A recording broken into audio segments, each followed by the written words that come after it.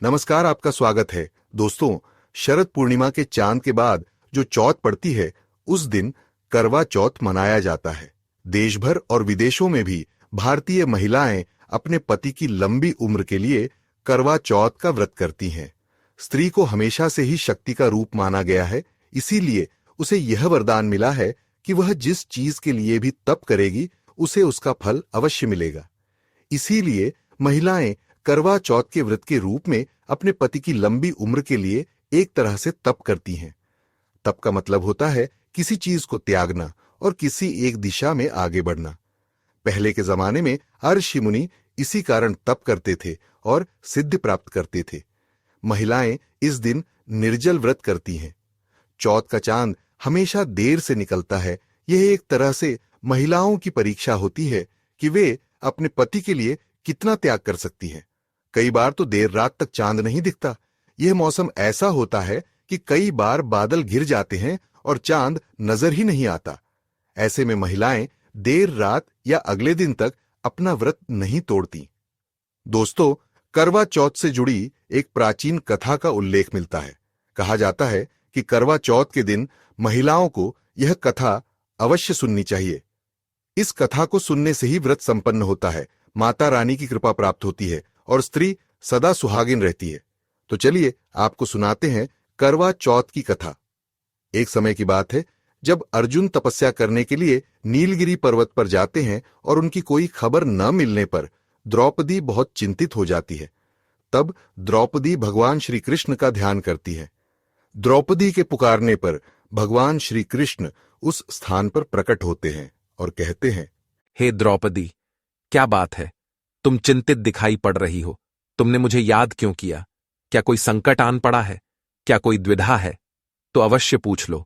तुमने मेरा ध्यान किया, इसीलिए मैं तुमसे मिलने के लिए चला आ गया। द्रौपदी कहती हैं, हे केशव, बहुत दिन बीत गए हैं। अर्जुन वन में तपस्या करने के लिए गए हैं और अभी तक लौटकर नहीं आए हैं, इसीलिए मैं चिंतित हूं। तब भगवान श्री कृष्ण कहते हैं, हे द्रौपदी, चिंता मत करो। अर्जुन की रक्षा के लिए तुम करवा चौथ का व्रत करो, इससे अर्जुन के ऊपर कोई आंच नहीं आएगी। द्रौपदी कहती हैं, हे केशव, यह कौन सा व्रत है और इसे कैसे करना चाहिए? इसे करने से किस प्रकार से मेरे पति अर्जुन के प्राणों की रक्षा होगी? श्री कृष्ण कहते हैं, हे द्रौपदी, यह व्रत सभी सुहागिन महिलाएं रखती हैं। इस व्रत को रखने वाली स्त्री सदा सुहागिन रहती है, इसीलिए तुम इस व्रत को करो। इस व्रत के विषय में एक प्राचीन इतिहास है जो मैं तुम्हें सुनाता हूं। इस कथा का श्रवण करने से तुम्हें सभी प्रश्नों के उत्तर प्राप्त होंगे। जो भी सुहागिन स्त्री करवा चौथ का व्रत करके इस कथा को सुनती है, उसे इस व्रत का फल करोड़ गुना अधिक प्राप्त होता है। द्रौपदी कहती हैं, हे केशव, कृपया मुझे वह कथा सुनाओ। मैं इस कथा को ध्यान से पूरा अवश्य सुनूंगी। तब श्री कृष्ण द्रौपदी को वह कथा सुनाने लगते हैं। हे द्रौपदी, प्राचीन समय की बात है। मध्य देश में एक अत्यंत शोभायमान नगरी थी। उस नगरी में एक धनी और प्रतिष्ठित वैश्य परिवार में 5 भाई और उनकी एक बहन रहती थी। उन 5 भाइयों के नाम हरिदास, काशीनाथ, गोविंद, अमृतेश और धनंजय थे और उनकी बहन का नाम मालिनी था। 5 भाइयों का विवाह हो चुका था। उनकी पत्नियां भी अत्यंत गुणवान और सुंदर थीं। उनके नाम सुमित्रा, सुनंदा, रुक्मिणी, शकुंतला और सुरंजना थे। मालिनी के सभी भाई अपनी बहन मालिनी से बहुत अधिक प्रेम करते थे। वे उसकी हर जरूरत का ख्याल रखते थे। उन्होंने अपनी बहन को राजकुमारी की तरह रखा था। वे अपनी बहन से इतना अधिक प्रेम करते थे कि उसकी हर इच्छा को पूरा करने के लिए तत्पर रहते थे। बचपन से ही उन्होंने अपनी बहन को बहुत लाड प्यार से पाला था।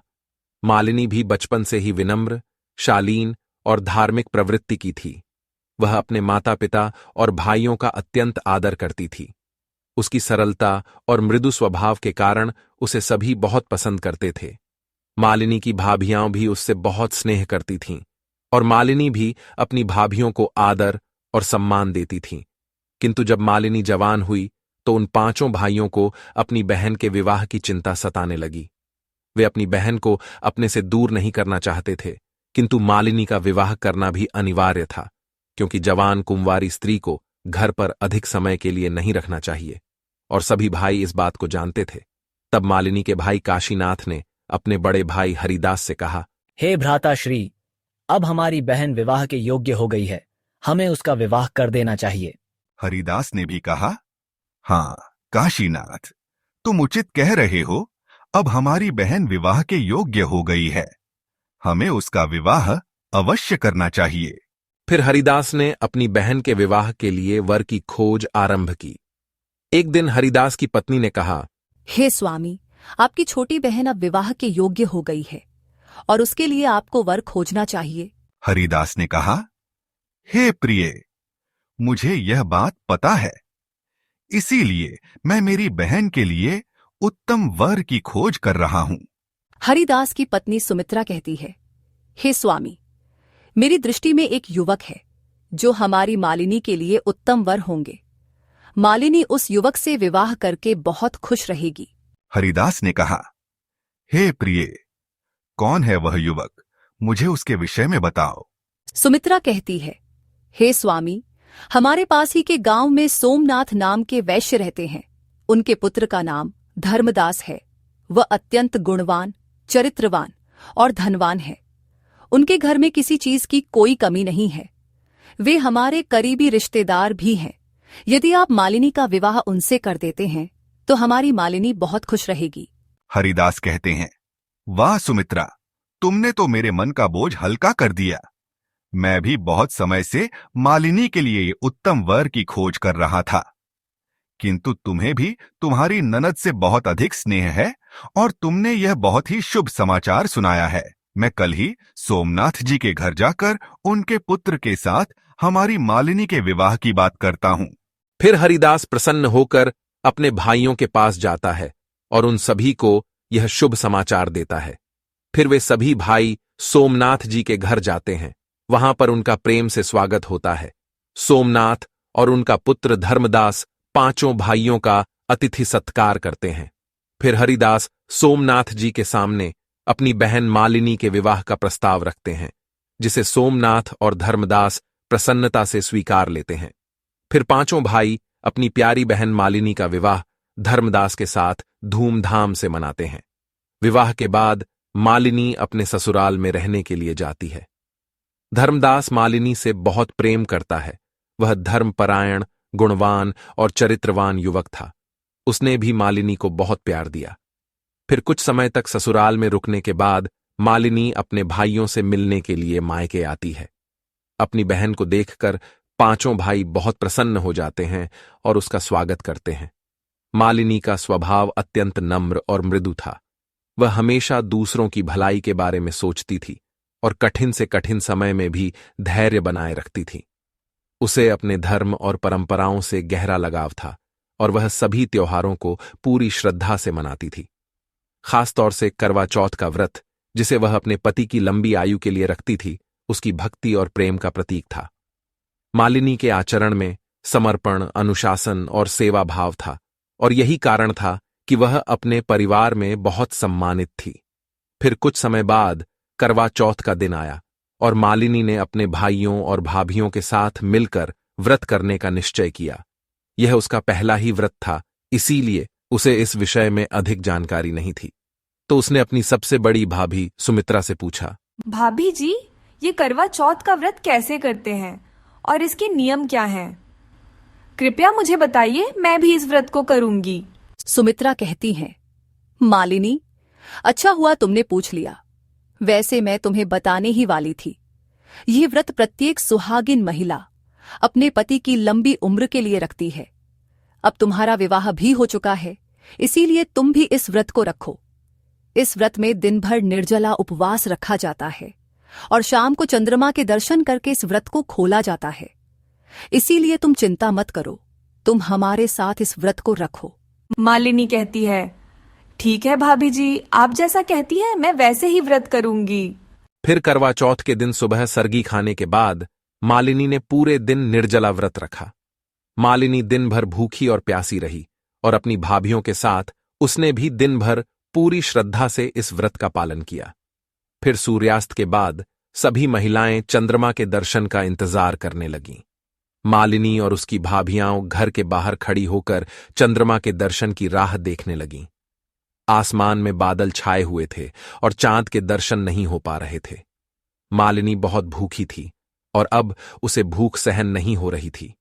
उसने पहली बार ही इस व्रत को रखा था, इसीलिए उससे अब रहा नहीं जा रहा था। लेकिन फिर भी वह बड़ी ही दृढ़ता से इस व्रत का पालन कर रही थी। बहुत देर तक राह देखने के बाद भी चंद्रमा के दर्शन नहीं हुए। तब मालिनी ने अपनी भाभियों से कहा, भाभी, लगता है आज चांद जल्दी नहीं निकलेगा।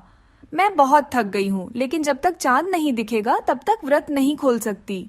मालिनी की सबसे बड़ी भाभी सुमित्रा ने प्यार से कहा, मालिनी, थोड़ा धैर्य रखो, हम सभी इंतजार कर रहे हैं। भगवान चाहेंगे तो जल्द ही चांद दिख जाएगा। उसकी दूसरी भाभी सुनंदा ने भी कहा, मालिनी, बस थोड़ा इंतजार करो, चंद्रमा के दर्शन होते ही हम सभी व्रत को खोल देंगे। दिन भर तुमने व्रत रखा है, अब कुछ समय और इंतजार करो। यह हमारे पतिव्रता धर्म की परीक्षा होती है। फिर मालिनी निराश होकर तीसरी भाभी की तरफ देखती है। तीसरी भाभी भी बोलने लगी, मालिनी, कुछ और देर रुको, चंद्रमा के दर्शन जल्दी ही होंगे। व्रत करने के बाद इस प्रकार से शोक नहीं करना चाहिए, अन्यथा व्रत का खंडन होता है और व्रत करने का फल नहीं मिलता। व्रत करते समय मन को प्रसन्न रखना चाहिए। इस प्रकार मालिनी की सभी भाभियां एक एक करके उसे समझाती हैं और व्रत का पालन करने के लिए कहती हैं। लेकिन मालिनी को भूख सहन नहीं हो रही थी और उसे बहुत प्यास भी लग रही थी। जब मालिनी के भाइयों ने अपनी बहन को ऐसे हालत में देखा तो वे बहुत दुखी हो गए। अपनी बहन को इस तरह भूखा प्यासा देखकर वे सभी व्याकुल हो रहे थे। फिर सबसे बड़े भाई हरिदास ने कहा, मुझे ये सही नहीं लग रहा। हमारी प्यारी बहन इतनी देर तक भूखी प्यासी क्यों बैठी रहे? हमें कुछ करना चाहिए।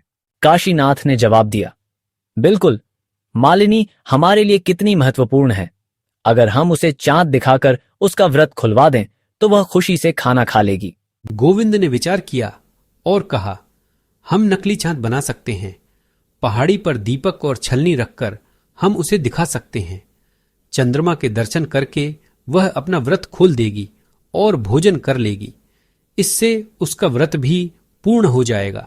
अमृतेश ने थोड़ा संशय जताते हुए कहा, क्या यह उचित होगा? हमें अपनी बहन को धोखे में नहीं रखना चाहिए। इससे हमें पाप लग सकता है और हमारी बहन का भी व्रत टूट सकता है। हमें थोड़ा और इंतजार करना चाहिए। लेकिन धनंजय ने कहा, यह हमारी बहन की भलाई के लिए है। हम उसे और भूखा नहीं देख सकते। अगर वह ऐसी ही भूखी रही तो बेहोश होकर गिर जाएगी। इसीलिए हमें जल्दी ही कुछ करना चाहिए। अंततः सभी भाई इस निर्णय पर सहमत हो गए। उन्होंने नकली चंद्रमा बनाने का निर्णय किया। फिर उन्होंने पहाड़ी पर जाकर दीपक और छलनी की सहायता से नकली चांद बना दिया। उन्होंने अपनी पत्नियों को भी सारी हकीकत बता दी और मालिनी को सच्चाई न बताने को कहा। फिर सभी भाई मालिनी के पास आते हैं और कहते हैं, हे बहन, देखो, चांद निकल आया है, अब तुम अपना व्रत खोल सकती हो।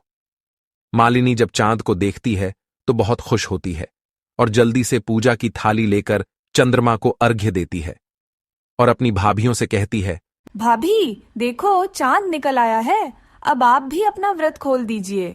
मालिनी की बड़ी भाभी सुमित्रा ने मन ही मन सोचा, यह तो नकली चांद है। हमें मालिनी को सच बताना चाहिए, लेकिन वह इतनी थकी हुई है। अगर सच बता दूंगी तो मेरे पति मुझ पर गुस्सा करेंगे और मालिनी भी बहुत भूखी है और वह पहली बार व्रत कर रही है, इसीलिए इसे सच न बताना ही ठीक है। बेचारी कहीं बेहोश न हो जाए। सुमित्रा ने मालिनी से कहा, मालिनी, हमारा चांद निकलने में अभी थोड़ी देर है, तुम अपना व्रत खोल लो। मैं अपना व्रत बाद में खोलूंगी, तुम चिंता मत करो। मालिनी अपनी दूसरी भाभी सुनंदा से कहती है, सुनंदा भाभी, चलिए आप हमारे साथ व्रत खोलिए, देखिए चांद निकल आया है। सुनंदा भी घबराते हुए कहती है, नहीं मालिनी, मेरा भी चांद अभी नहीं निकला है। मैं भी सुमित्रा भाभी के साथ ही व्रत खोलूंगी।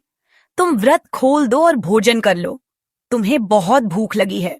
निराश होकर मालिनी ने तीसरी भाभी रुक्मिणी से कहा, भाभी, आप तो चलिए मेरे साथ, अब चांद निकल आया, हम दोनों मिलकर व्रत खोलते हैं। रुक्मिणी ने भी धीरे से मुस्कुराते हुए कहा, नहीं नहीं मालिनी, मैं अभी व्रत नहीं खोल सकती। जब तुम्हारे भैया भोजन करेंगे उनके बाद ही मैं व्रत खोल सकती हूँ।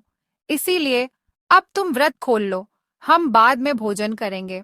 फिर मालिनी चौथी भाभी के पास जाती है और उनसे भी प्रेम से पूछती है। तब चौथी भाभी शकुंतला भी कहती है, मालिनी तुम चलो, मैं थोड़ी देर में व्रत खोलूंगी। अभी मुझे थोड़ा और समय लगेगा। तुम चिंता मत करो, हम भी जल्दी ही चांद के दर्शन करके व्रत खोलेंगे। फिर मालिनी पांचवीं भाभी से भी पूछती हैं और वह भी मालिनी को चारों भाभियों की तरह टाल देती है। सभी भाभियां जानती थीं कि वह नकली चांद है, लेकिन अपने पति के डर से वे सभी मालिनी से सच छुपाती हैं। भोली भाली मालिनी अपने भाइयों की बात को सच मान लेती है। सभी भाभियों को पूछने के बाद उसने उनकी बातों पर ज्यादा ध्यान नहीं दिया और व्रत खोलने के लिए भोजन करने बैठ गई।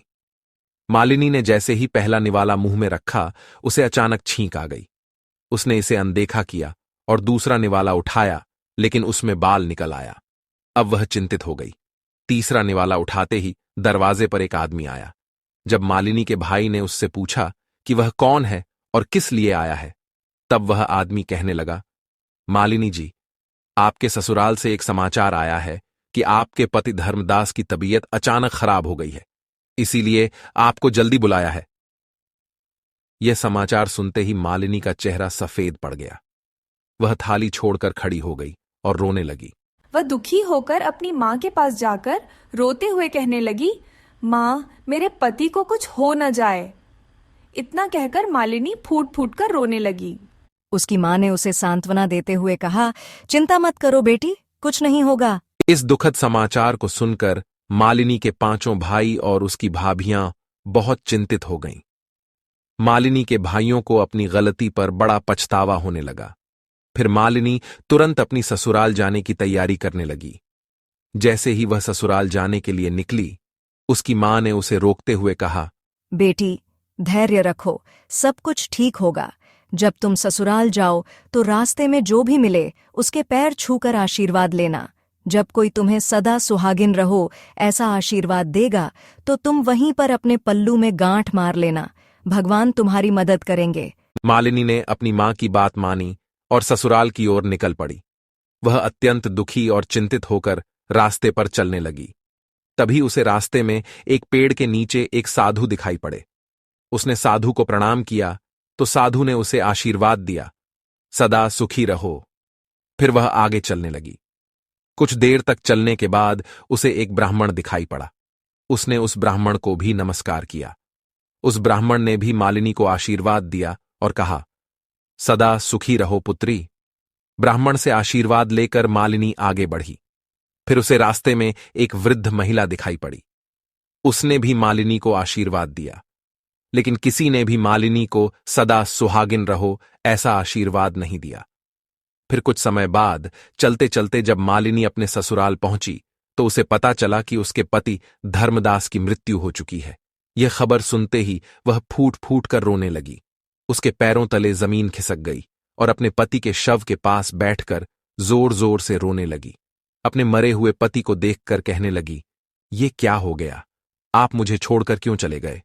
सभी लोग मालिनी के पति के शव को लेकर नदी किनारे श्मशान में अंतिम संस्कार के लिए ले गए। मालिनी भी उनके साथ चली गई।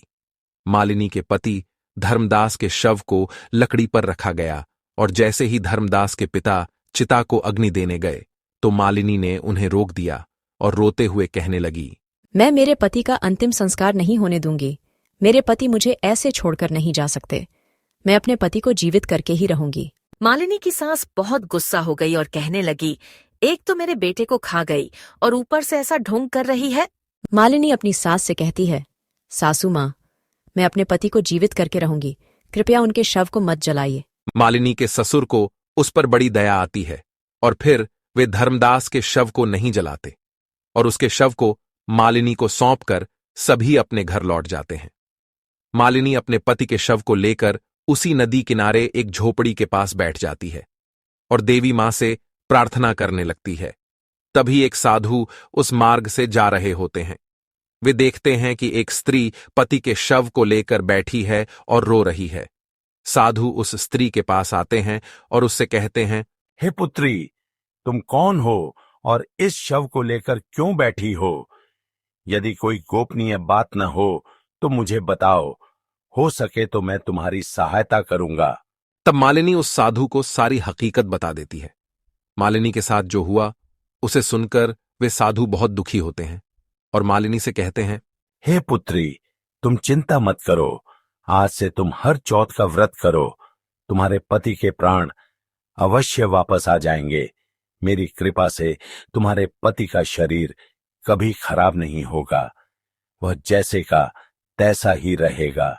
इतना कहकर साधु उस स्थान से अंतर्ध्यान हो जाते हैं। फिर मालिनी अपने पति के शव को लेकर उसी झोपड़ी के पास बैठी रहती है। वह आने वाली हर चौथ का व्रत करती है। साल भर के चौथ का व्रत करती है। अगले साल फिर से करवा चौथ आई और मालिनी ने पूरे श्रद्धा और विश्वास के साथ व्रत रखा। उसने देवी मां पार्वती से प्रार्थना की, हे मां, मेरी भक्ति को स्वीकार करो, मुझे मेरे पति का जीवन वापस दो। मालिनी की श्रद्धा और भक्ति से देवी मां प्रसन्न होती हैं और उस स्थान पर प्रकट होती हैं। देवी मां मालिनी से कहती हैं, हे पुत्री, तुम्हारी भक्ति और प्रेम अद्वितीय है। तुम्हारी तपस्या ने मुझे प्रसन्न किया है। वरदान मांगो, जो तुम चाहती हो।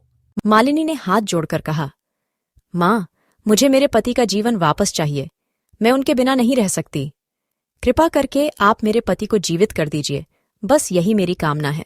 देवी पार्वती मुस्कुराते हुए कहती हैं, हे पुत्री, तुम्हारी भक्ति और निष्ठा से प्रसन्न होकर मैं तुम्हारे पति को जीवन दान देती हूं और यह वरदान देती हूं कि जो भी महिला सच्चे मन से करवा चौथ का व्रत करेगी उसका सौभाग्य अडिग रहेगा। इतना कहकर देवी पार्वती उस स्थान से अंतर्ध्यान हो जाती हैं। फिर मालिनी अपने पति को जीवित देखकर बहुत प्रसन्न होती है और अपने पति को लेकर घर पर जाती है। जब मालिनी की सास अपने पुत्र को जीवित देखती है तो आश्चर्यचकित होती है और अपनी बहू को प्रणाम करते हुए कहती है, हे बहू, तुम साक्षात देवी हो, मुझे क्षमा करो, मैंने तुम्हें भला बुरा कहा था। मालिनी भी अपनी सास को माफ कर देती है और प्रसन्नता से उन्हें प्रणाम करती है। फिर मालिनी अपने पति के साथ प्रसन्नता से रहने लगती है।